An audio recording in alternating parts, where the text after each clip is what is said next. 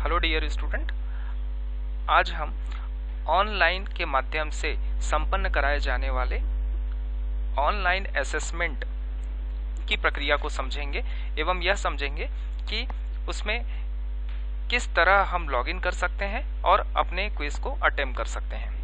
आपके मोबाइल में जो विश्वविद्यालय द्वारा मैसेज भेजा जाएगा, उस मैसेज में आपको यूजर नेम, पासवर्ड और एक वेबसाइट का लिंक उपलब्ध कराया जाएगा। तो जैसे ही आप इस लिंक पर क्लिक करते हैं, आपके मोबाइल के वेब ब्राउजर में ये वेबसाइट ओपन हो जाएगी जिसमें आपको लॉगिन करना है। आपके मोबाइल में आप यूजर नेम में देखेंगे, जो यूजर नेम आपके मोबाइल के इनबॉक्स में होगा आपको वही इसके अंदर इंसर्ट करना है। जैसे कि मेरे पास अभी लॉगिन यूजर नेम एवं पासवर्ड यह है, तो मैं इसी में अपने यूजर नेम एवं पासवर्ड के द्वारा लॉगिन कर रहा हूं।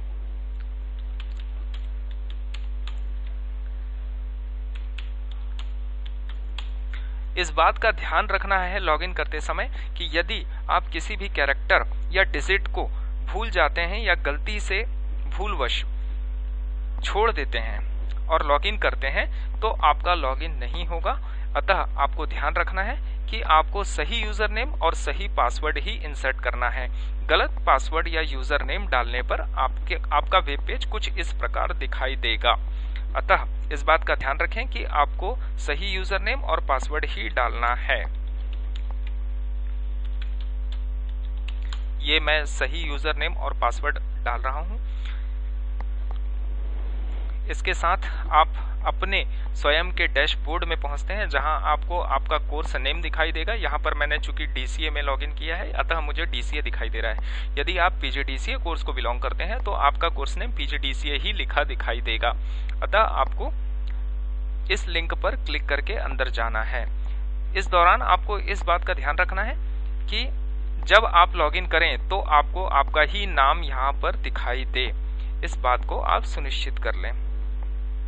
मैं इस कोर्स पर क्लिक करता हूं। यहाँ पर मुझे वो सारे कोर्सेज दिखाई देंगे जो मेरे कोर्स के अंतर्गत सब्जेक्ट आते हैं। ये सारे सब्जेक्ट की लिस्ट है। अतः फॉर एग्जाम्पल आज मेरा प्रथम पेपर है, मैं फंडामेंटल में क्लिक करता हूं। आप देखेंगे क्विज ओपन्ड एट, दिनांक दिखाई देगी, समय दिखाई देगा, अटेम्प्ट्स अलाउड 3। यहाँ पर कुल अटेम्प्ट 3 आपको अलाउ करते हैं। यदि इन केस आप एक अटेम्प्ट में नेटवर्क की प्रॉब्लम की वजह से या किसी भी अन्य प्रॉब्लम की वजह से नहीं कर पाते हैं तो आप द्वितीय चरण और तृतीय चरण 3 बार में आप पुनः री लॉगिन करके अपने क्विज में लॉगिन कर सकते हैं। तो मैं री अटेम्प्ट क्विज में पुनः क्लिक करता हूं। स्टार्ट अटेम्प्ट एक पॉपअप खुला है जिसमें टाइम लिमिट भी दिखा रहा है और साथ में स्टार्ट अटेम्प्ट, अगर मैं इस पे क्लिक करता हूं तो मेरा अटेम्प्ट पुनः स्टार्ट हो जाएगा। यदि मैं कैंसिल करता हूं तो वह पुनः चालू नहीं होगा। किंतु मेरा चूंकि मैंने पहले पूर्ववत में एक बार लॉगिन कर दिया है, अतः मेरा काउंटर ऑलरेडी पहले से चालू है। अतः मुझे इस बात का ध्यान रखना है कि मेरा अटेम्प्ट 1 घंटे 30 मिनट का है। इस दौरान मुझे पुनः अटेम्प्ट कर लेना है। स्टार्ट अटेम्प्ट में मैं क्लिक कर रहा हूं। आप देखेंगे यहां पर मैंने किसी भी प्रश्न के उत्तर नहीं दिए हैं, अतः यहां पर सभी व्हाइट बॉक्स में आपको दिखाई दे रहे हैं। जैसे ही मैं यहां पर अपने प्रश्नों को अटेम्प्ट करने लगता हूं तो मेरे आंसर्स रिकॉर्ड होने लगते हैं। मैं रैंडमली किसी भी ऑप्शंस पे क्लिक कर रहा हूं, इसे पढ़ नहीं रहा हूं, ये गलत भी हो सकते हैं। मैंने फॉर एग्जाम्पल मैंने कुल 12 क्वेश्चन अटेम्प्ट किए। आपको कुल प्रश्नों की संख्या, ये प्रत्येक प्रश्न का सीरियल नंबर है, आप देख सकते हैं यहाँ पे टोटल नंबर ऑफ प्रश्न आपके सामने 70 होंगे। उन 70 क्वेश्चंस को आपको अटेम्प्ट करना है और समय आपके पास कुल 1 घंटा 30 मिनट का दिया जाएगा। मेरे समस्त प्रश्नों के उत्तर देने के पश्चात मुझे फिनिश अटेम्प्ट बटन में क्लिक करना है। क्लिक करने के पश्चात एक अन्य वेब पेज ओपन होता है।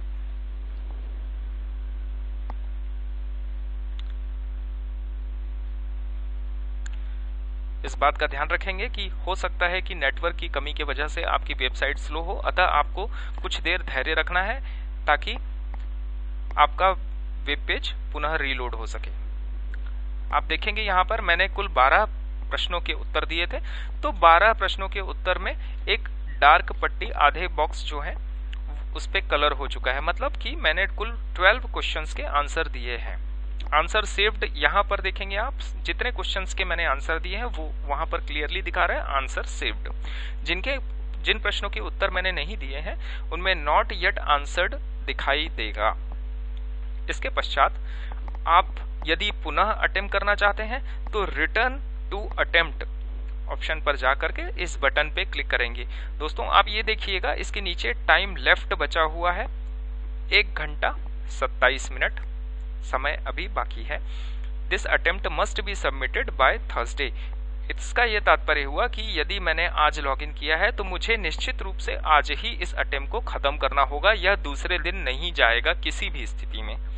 अगर मैं पुनः अटेम्प्ट करना चाहता हूँ, रिटर्न टू अटेम्प्ट बटन पे क्लिक करते ही पुनः मैं वापस अपने उसी पेज पर आ जाता हूं जिसमें सारे क्विज क्वेश्चंस दिए हुए हैं।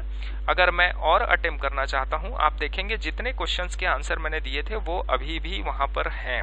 जिनके आंसर मैंने नहीं दिए थे, यदि मैं चाहता हूं कि मैं इनके भी आंसर दूं तो मैं पुनः उन पे क्लिक करके उनके आंसर दे सकता हूं। ऐसा करने पर आपके बाद में अटेम्प्ट किए गए प्रश्नों के उत्तर भी स्वतः ही सर्वर में अपलोड हो जाते हैं। पुनः फिनिश अटेम्प्ट करने पर आप देखेंगे मेरे कुल 12 प्रश्नों के जो मैंने पूर्ववत उत्तर दिए थे उसके आगे और जिन प्रश्नों के उत्तर मैंने दिए हैं वह भी ऐड हो चुके हैं। अब मैं submit all and finish button पर क्लिक करता हूं। पुनः देखेंगे एक पॉपअप विंडो ओपन होती है। ये एक कंफर्मेशन विंडो है जिसमें आप submit all and finish button पर क्लिक करते हैं। ऐसा करते ही आपका क्विज जो कि फंडामेंटल विषय का था सबमिट कर लिया गया है। आज का प्रश्न पत्र यदि आपका फंडामेंटल है और आपने इसे पूर्णतः सबमिट कर लिया है तो आप इस कॉर्नर में लगे हुए इस पॉपअप मेनू में लॉगआउट बटन है, उस लॉगआउट बटन के द्वारा आप अपने डैशबोर्ड से लॉगआउट हो सकते हैं। इस प्रकार आपको लॉगिन एवं लॉगआउट की ये प्रक्रिया है जो बताई गई है, इसे ध्यान रखेंगे। इसके अतिरिक्त किसी भी प्रकार की समस्या आने पर विश्वविद्यालय द्वारा उपलब्ध कराए गए सपोर्ट डेस्क के नंबर पर आप कंप्लेंट कर सकते हैं।